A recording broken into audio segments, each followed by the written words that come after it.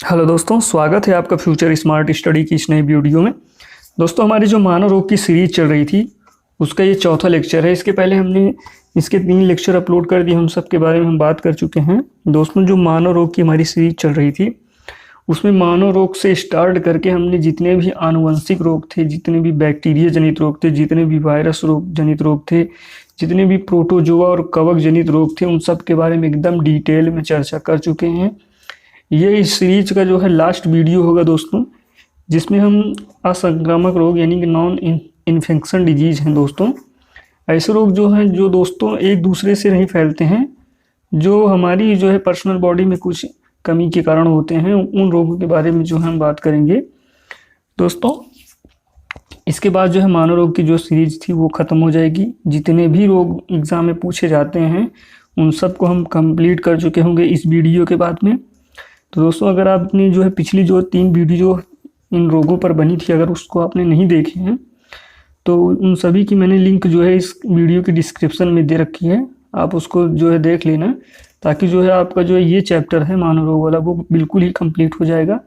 इससे जो है एक भी क्वेश्चन इन सभी के बाहर से नहीं पूछे जाने वाले हैं। तो दोस्तों, अगर आप चैनल पर नए हैं तो चैनल को सब्सक्राइब कर लेना, वीडियो को लाइक कर देना और बेल आइकन को प्रेस कर देना, ताकि जो है जब भी मैं वीडियो अपलोड करूं आपको जो है नोटिफिकेशन मिल जाए। क्योंकि दोस्तों, मैं वैसे ही वीडियो अपलोड करता हूं जो एग्ज़ाम के हिसाब से बहुत ही ज़्यादा इम्पोर्टेंट होते हैं, और उसके जो है एकदम पूरे कंटेंट जो है आपको यूट्यूब पर नहीं दिए गए होते हैं। दोस्तों, अब हम चलते हैं क्वेश्चंस की ओर। सभी रोगों के बारे में जानकारी लेके जो एग्ज़ाम में पूछे जाते हैं जितने भी क्वेश्चन, उन सब के बारे में।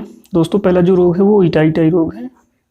इटाई रोग कैसे होता है दोस्तों? तो जब हम कैडमियम होता है उसके पार्टिकल्स जो हैं, उसके कण जो हैं, भोजन के साथ में अगर खा लेते हैं तो ये रोग हमको इटाई रोग हो जाता है। इसमें होता क्या है दोस्तों, हमारी रीढ़ की हड्डी जो है वो टेढ़ी हो जाती है और हमारा जो बॉडी होता है वो आगे की ओर जो है झुक जाता है। कहने मतलब दोस्तों, अगर हम कैडमियम के पार्टिकल्स अपने भोजन के साथ में खा लेते हैं तो उससे क्या होता है, हमारी रीढ़ की हड्डी जो है टेढ़ी हो जाती है और हमारा शरीर जो है आगे की ओर झुक जाता है, और इसी को जो है इटाई रोग कहा जाता है। दोस्तों, ध्यान रखना दोस्तों, इसमें बस इतना याद रखना कि इटाई रोग जो होता है वो कैडमियम के कारण होता है, बस इतना। अगला जो रोग है वो है मीना-माटा रोग। मीना-माटा रोग क्या होता है दोस्तों? वैसे ही भोजन के साथ में अगर हम मरकरी जो है यानी कि Hg, जिसे पारा भी बोलते हैं दोस्तों, अगर इसको या लेड जो है प्लम्बम यानी कि जो है सीसा, अगर इसको खा लेते हैं तब जो है हमको मीना-माटा रोग हो जाता है। इस रोग में होता क्या है दोस्तों कि हमारा जो है ये ब्रेन पर जो है इफेक्ट करता है मीना-माटा रोग। इसमें होता क्या है दोस्तों कि मस्तिष्क जो है कमज़ोर हो जाता है। अगर ये बच्चों में हो जाता है तो उनकी जो है सुनने की क्षमता को जो है एकदम बिल्कुल कम कर देता है, और जो है बड़ों में या किसी भी और में भी जो है तो बोलने की क्षमता बिल्कुल भी ख़त्म कर देता है ये रोग। अगर हम जो है लेड और ये मरकरी खा लेते हैं दोस्तों तो जो है हमारी बोलने की क्षमता एकदम कमज़ोर हो जाती है। क्यों दोस्तों? क्योंकि हमारे मस्तिष्क पर इस प्रकार जो है प्रभावित कर देता है कि हम बोलने के जो है बिल्कुल एकदम क्षमताहीन हो जाते हैं।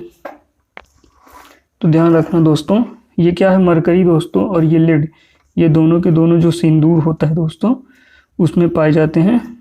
तो आप ध्यान देना कि लेड और मरकरी, इनके पार्टिकल खा लेने से क्या होता है, मीना-माटा रोग हो जाता है। बस इतना ध्यान रखना दोस्तों। अगला जो रोग है वो है दोस्तों blue baby syndrome. Blue baby syndrome क्या होता है दोस्तों? अगर दोस्तों हमारी बॉडी में जो है नाइट्रेट होता है उसकी अगर अधिकता हो जाती है तो हमको ब्लू बेबी सिंड्रोम हो जाता है। अगर ये नाइट्रेट की अधिकता होगी हमारी बॉडी में दोस्तों तो नाइट्रोजीनस जो पदार्थ होते हैं उनकी मात्रा बढ़ जाएगी, और ऐसे में क्या होता है दोस्तों कि हमारी ऑक्सीजन का जो लेवल होता है वो कम हो जाता है।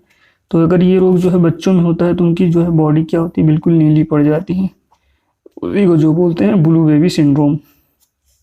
उसमें होता क्या है दोस्तों, नाइट्रोजीनस पदार्थ की जो है मात्रा बढ़ जाती है और ऑक्सीजन का लेवल जो है वो कम हो जाता है। ऐसे में दोस्तों क्या होता है कि बच्चों की जो है बॉडी जो है वो ब्लू कलर की हो जाती है, और इसी की जो है ब्लू बेबी सिंड्रोम बोला जाता है। तो इसमें ध्यान रखना है दोस्तों कि जो ब्लू बेबी सिंड्रोम रोग है वो नाइट्रेट की जो है अधिकता के कारण होता है, बस इतना याद रखना। अगले रोग पर हम चलते हैं दोस्तों। अब अगला जो रोग है वो है कैंसर। कैंसर के बारे में थोड़ी जानकारी लेते हैं दोस्तों। इसकी जो है अध्ययन को जो है स्टडी को क्या बोलते हैं दोस्तों, तो इसकी स्टडी को जो है ऑन्कोलॉजी कहते हैं। इम्पोर्टेंट है, याद रखना।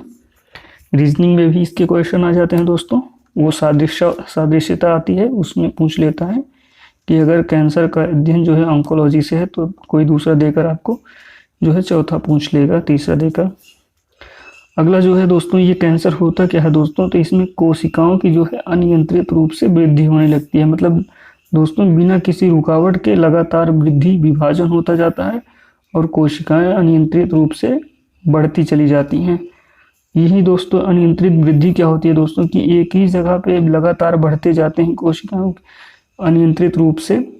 तो उसमें क्या होता है दोस्तों, एक गुच्छे की तरह जो है एक जगह पे एकत्रित हो जाती हैं। एक ही जगह पे लगातार ऐसे बढ़ती रहती हैं कोशिकाएं विभाजित होकर दोस्तों, तो ऐसे ऐसे गुच्छा बना लेती हैं, तो वहाँ एक जगह जम जाती हैं, तो उसी को जो है ट्यूमर बोला जाता है। तो ध्यान रखना दोस्तों, जो है ट्यूमर क्या है, कैंसर को ही ट्यूमर भी बोला जाता है। जब इन जो है कोशिकाओं की अनियंत्रित रूप से वृद्धि होकर एक जगह पर गुच्छे की तरह बन जाती हैं कोशिकाएं, तो उसी को कैंसर या ट्यूमर बोला जाता है दोस्तों। ये ट्यूमर क्या होता है दोस्तों, ये दो प्रकार का होता है ट्यूमर। एक तो ऐसे ट्यूमर होते हैं दोस्तों जो स्थिर रहते हैं, मतलब एक ही जगह पर होते हैं।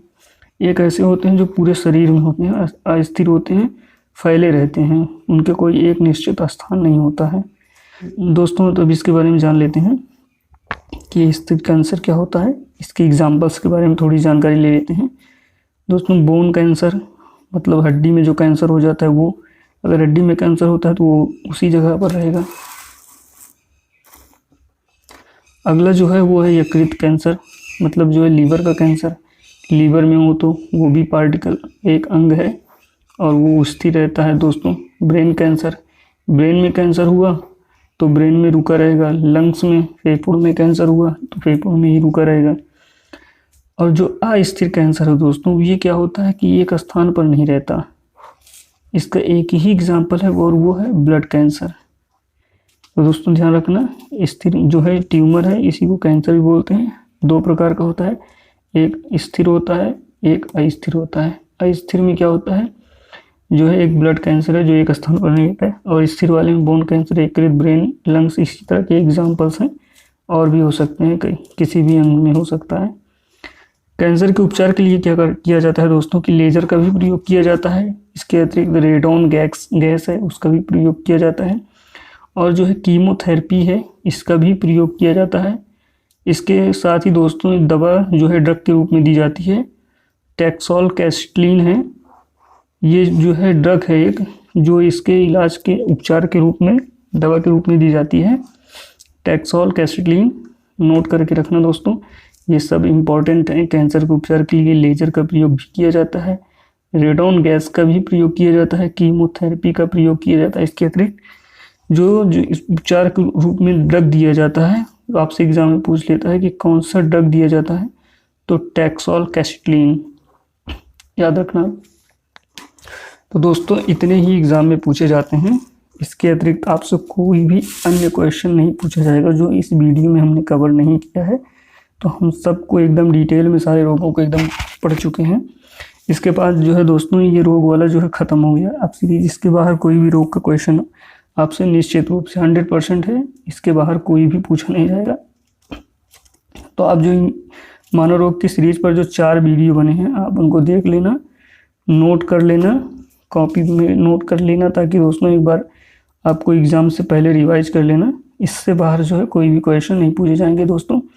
इस चैनल को सब्सक्राइब कर लेना, क्योंकि दोस्तों जितने भी एग्ज़ाम के हिसाब से जितने भी इम्पोर्टेंट टॉपिक हैं उन सभी पर वीडियो बनाए जाते हैं दोस्तों, ताकि दोस्तों जो क्वेश्चन छूट जाते हैं स्टैटिक के हिसाब से उनको भी जो है कंप्लीट कर दिए जाते हैं। एक एक वीडियो करके एक एक टॉपिक लाकर पूरे टॉपिक को क्लियर कर दिया जाएगा।